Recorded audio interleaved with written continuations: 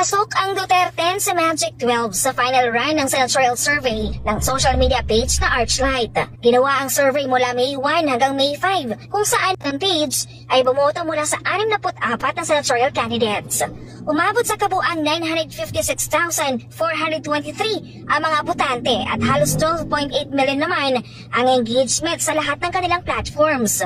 Ang senatorial candidate na si Pastor Apollo Kibuloy ang nanguna sa naturang survey. Nakakuha ito ng 92,401 na boto sa tanong na sino ang iboboto mong senador. Sinundan siya ng mga re-electionist na sina Senator Christopher Bongo at Bato de la Rosa. Pang top 11 naman si Representative Camille Villar at Bonifacio Busita. Sa isang recorded message, sinabi ng leading senatorial candidate na si Pastor Apollo ang dahilan kung bakit dapat siyang iboto sa Mayo 12. Ayon sa butihing pastor, hindi siya tumatakbo upang magpayaman o magsulo ng personal na ambisyon, kundi upang magdala ng tunay na pagbabago at maglingkod sa bayan upang itaguyod ang isang bansang malaya mula sa korupsyon at tunay na maayos ang pamamahala.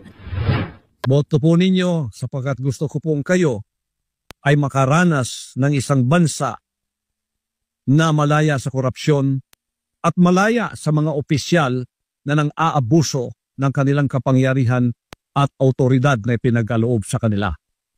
At aasahan po ninyo ang aking pangakong ito.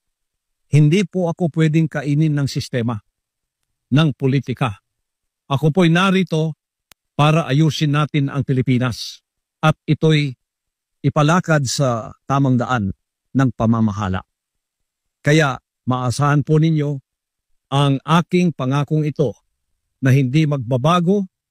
Hindi ako tumakbo para sa pera, hindi ako tumakbo para sa pabor, hindi po ako tumakbo para sa ambisyon.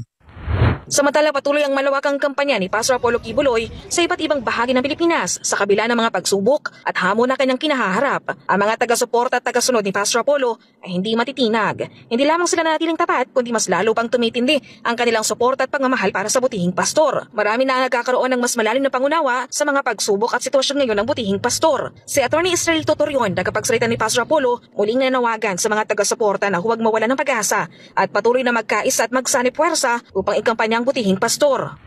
Huwag po tayo mawala ng pag-asa. Senatorial frontrunner na si pastor ngayon kasi naiintindihan na ng mga taong bayan yung mga paratang sa kanya ay wala pong katotohanan. Ito po'y dala ng politika lamang. Kaya nga po, huwag tayong mawala ng pag-asa. Kayod ng kayod, mayroon pa tayo ngayong araw at saka bukas na pwedeng mangampanya.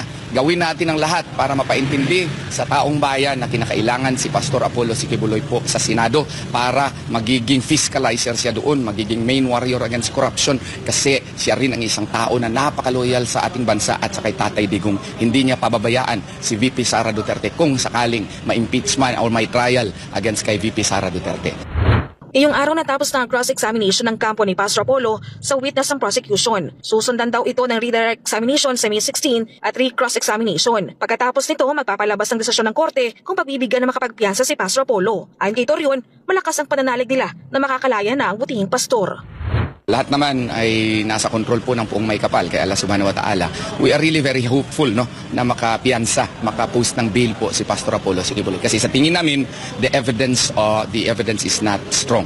So, yun ang opinion namin. So, may ibang opinion din yung prosecution. Pero ako deep in my heart, may posibilidad na makapost po ng piyansa si Pastor Apollo Kibuloy.